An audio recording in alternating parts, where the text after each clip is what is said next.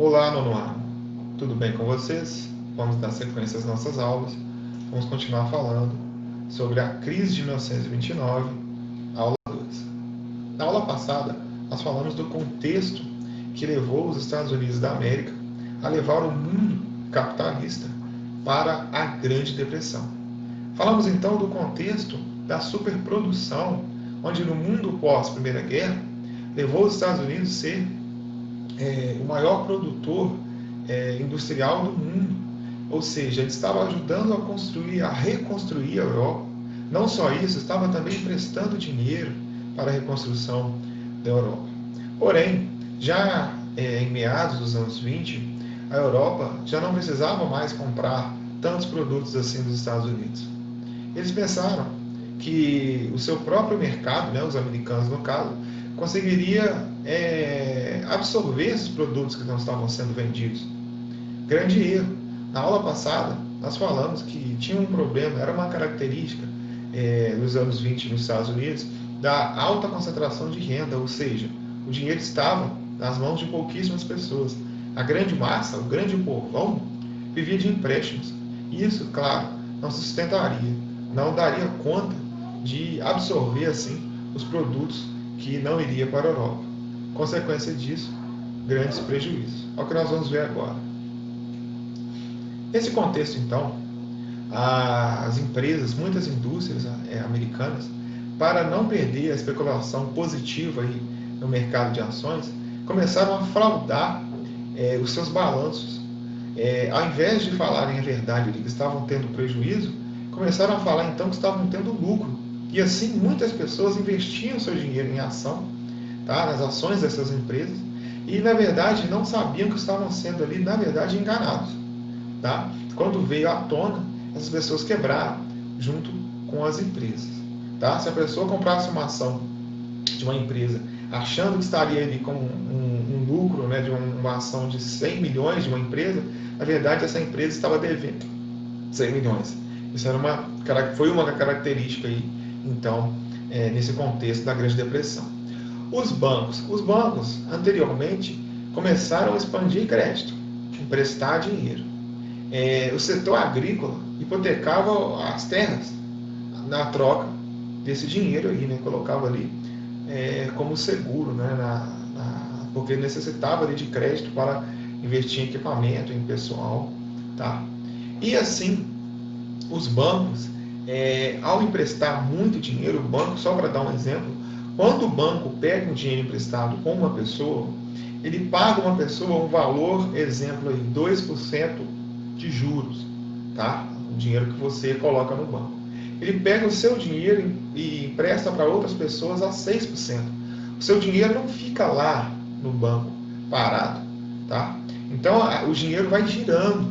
Só que o banco ele trabalha com a questão da liquidez, ou seja, se você colocou lá 30 mil reais no banco hoje, se você quiser ir lá amanhã retirar, você pode tirar. O problema é se todos os clientes ao mesmo tempo fossem lá querer retirar o dinheiro do banco.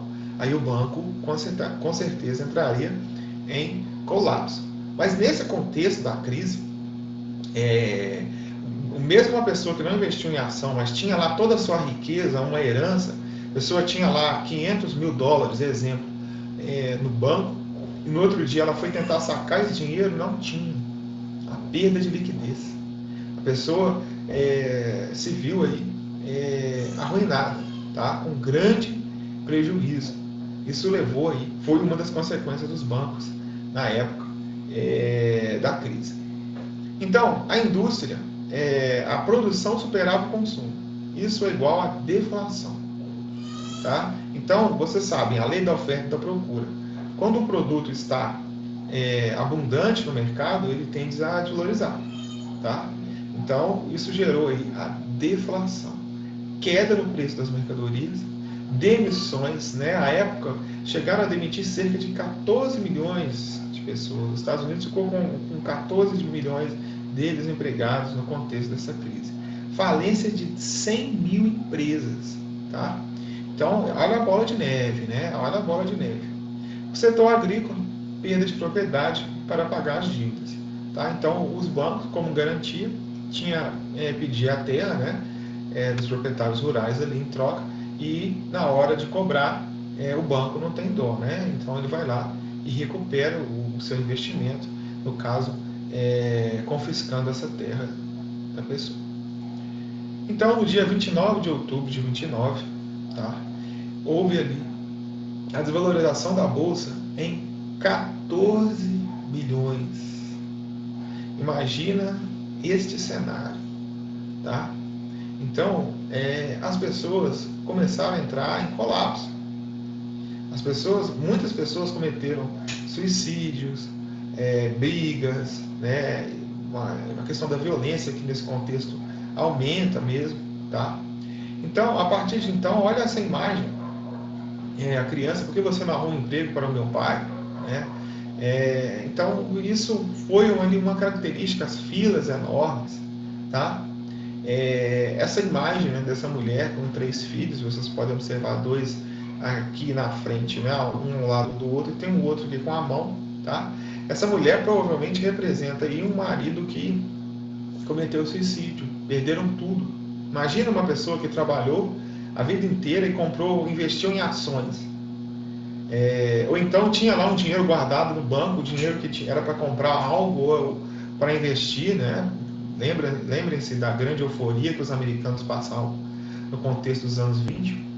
E esse marido dessa mulher, de um dia para o outro, ou melhor, da noite para o dia, ele estava pobre, sem nada. Muitas pessoas foram despejadas, né? Não tinham mesmo para onde ir. Então, esse é um retrato, né, da Grande Depressão, como ela afetou a vida dos americanos, não só dos americanos, mas de grande parte do mundo. Essa também é emblemática, né, um homem querendo vender o seu carro por $100, um carro que tinha um valor, exemplo, se esse carro custasse $900, estava vendendo por 100, ele perdeu tudo em ações, tá? Ele queria em dinheiro, né? Ele queria em dinheiro, não aceitaria outra forma como pagamento. Então é o desespero, a pessoa olha para casa e não tem como comprar comida, por exemplo. Então a primeira coisa que ela faz é se desfazer dos bens, né? Carro, televisão, exemplo, né?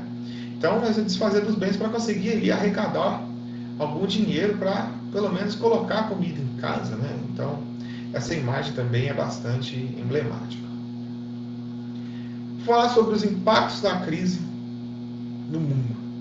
Os americanos, a partir de então, né, no caso o presidente Herbert Hoover, adotou medidas protecionistas, reduzindo as trocas comerciais. Começou a comprar menos da Europa, da América. Tá? Isso é uma medida protecionista, tentando favorecer o seu mercado. Em contrapartida, os europeus também deixaram de comprar mais ainda dos Estados Unidos.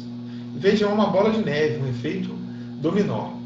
Investidores estrangeiros perderam muito dinheiro que haviam aplicado nos Estados Unidos, isso levou à falência de bancos e também de empresas. Tá? Lembre-se, os Estados Unidos, gente, até 29, ele era responsável por 47% da produção mundial e 23,9% do consumo mundial.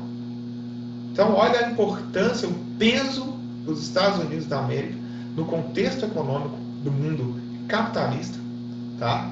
E olha a bola de neve, né? O efeito dominó, isso vai derrubando empresa atrás de empresa, desemprego, né? Levando ao desemprego no mundo inteiro. Na América Latina, no caso, né, os países da América Latina, eles dependiam da exportação de matérias-primas e também de produtos agrícolas para os Estados Unidos e para a Europa. Então, as suas economias foram atingidas pela queda do consumo. Se os americanos, se os europeus param de comprar, ou reduzem muito, esses países também vão entrar em crise. Tá? O Brasil, para dar um exemplo, o Brasil dependia da exportação do café. O café era o carro-chefe da economia do Brasil. Por isso, né, e para isso, nós já falamos em aulas anteriores, tinha a política do café com leite, onde Estados Unidos, onde Minas Gerais e São Paulo ficavam ali, faziam um tipo de jogo, né, para eleger sempre presidentes que iam favorecer a política do café. Isso incluía, inclusive, contrair empréstimos, desvalorizar a moeda brasileira para favorecer o mercado de exportação, tá? Isso levou o Brasil a adotar medidas para quem o governo comprar o café para queimar, para reduzir a oferta, né? Então, foi um efeito dominó, o mundo inteiro sentiu. Politicamente, né, a questão da política no Brasil, vamos dizer que o café, a crise de 29 impulsionou a cisão ou o rompimento de Minas Gerais e São Paulo e a chegada de Getúlio Vargas no poder. Mas isso é assunto para outra aula. A União Soviética não foi afetada. Gente, a crise de 1929 é uma crise do capitalismo. Guardem isso, isso é muito importante. Ela não foi uma crise mundial, ela foi uma crise dos países capitalistas. Tá? Então, a União Soviética, que era socialista ali, estava sob o governo de Stalin, não sofreu os impactos da crise de 29. Isso levou à expansão de movimentos operários inspirados em quê? No socialismo. Começaram a olhar para a União Soviética e falar: vejam, o mundo capitalista está em crise, o mundo socialista não está em crise. Qual que é o melhor sistema? E isso levou também a uma crise da democracia e do liberalismo, a ascensão de governos totalitários. Vocês podem observar que na Europa, nesse contexto, surgem ali os movimentos nazifascistas. Itália, Alemanha, Mussolini na Itália, Hitler na Alemanha, Salazar, Franco.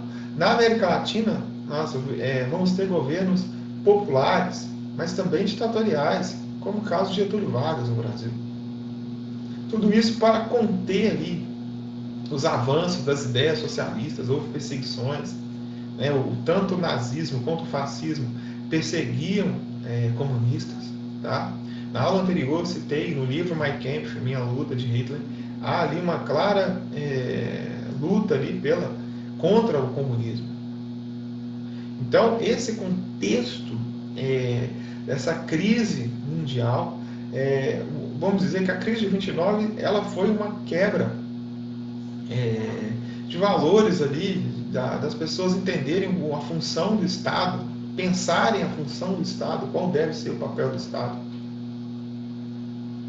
Aí chegamos nos Estados Unidos, as eleições de 1932, tá? Herbert Hoover, o republicano, queria a reeleição, queria continuar no poder, não, essa crise vai passar, consequência mesmo, estávamos num auge, né, da economia, é normal passar por isso, e não apresentou medidas, né, como sair dessa crise.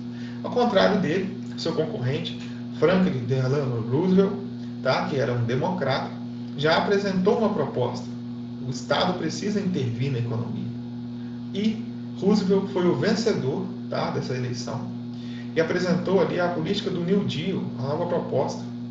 E adotou a teoria do pensador inglês Keynes, o keynesianismo, tá, que colocava sim o Estado como um agente ali, como alguém que tinha como um ator ali que devia agir para proteger a economia. Então, a partir de então, né, desse contexto, eles passaram a usar o rádio como instrumento de propaganda, né, o presidente falando ao povo. Getúlio Vargas também fez isso aqui, lembrando. Tá? E as medidas foram concessão de créditos para a recuperação dos bancos, criação dos limites ao mercado financeiro e para as concessões de empréstimos pelos bancos. O banco pode emprestar até certo ponto, tá? Começou a controlar, a agir ali na economia. Emissão de moedas, tá? Para aquecer a economia, é muito importante gerar emprego. Lembre-se das pessoas desempregadas. Então, o governo começou a investir em obras públicas, hidrelétricas, aeroportos, estradas. Lembrando, pessoal, que a crise de 29 ela acertou em cheio o setor privado, não o público.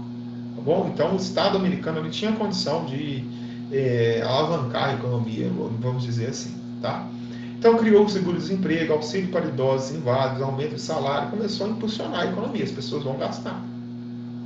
Criou a lei de recuperação da indústria, mas aí começou a regular também. Revogou a lei seca, que proibia a venda de bebidas alcoólicas, né? Isso também gerou ali um aumento na economia. abriu crédito ali para a produção agrícola, então eles também tinham acesso a um crédito a juros baixos, tá? Consequência disso tudo, pessoal, Roosevelt conseguiu amenizar os efeitos da crise, tá? Porém, a recuperação total dos Estados Unidos e dos países vieram ali durante no final, né, da Segunda Guerra Mundial. O mundo criou ali um outro rumo e passou-se a discutir ali qual deve ser o papel do Estado dentro da economia. Estado máximo, liberalismo, Estado, Estado máximo ali no caso, né, um Estado grande, agindo o modelo keynesianismo, né, melhor dizendo, o Estado mínimo, o liberalismo. Qual deve ser a melhor proposta? Então, nesse contexto, o Estado máximo, tá, do keynesianismo conseguiu recuperar a economia dos Estados Unidos. Mas, mais adiante, né, nos anos 70, vai surgir o neoliberalismo, né, que aí o Estado volta a diminuir e as empresas privadas voltam de tal rumo, mas isso é assunto para outras aulas, tá? Então, só para terminar, vejam esse gráfico, observe os anos que de 1933, 35, 36, 37, como a economia americana vai crescendo para 38, 39, né, pessoal? Há essa queda devido ao início da Segunda Guerra Mundial, mas depois volta a crescer. Pessoal, então, essa foi a nossa aula aí sobre a crise de 29. Até a próxima.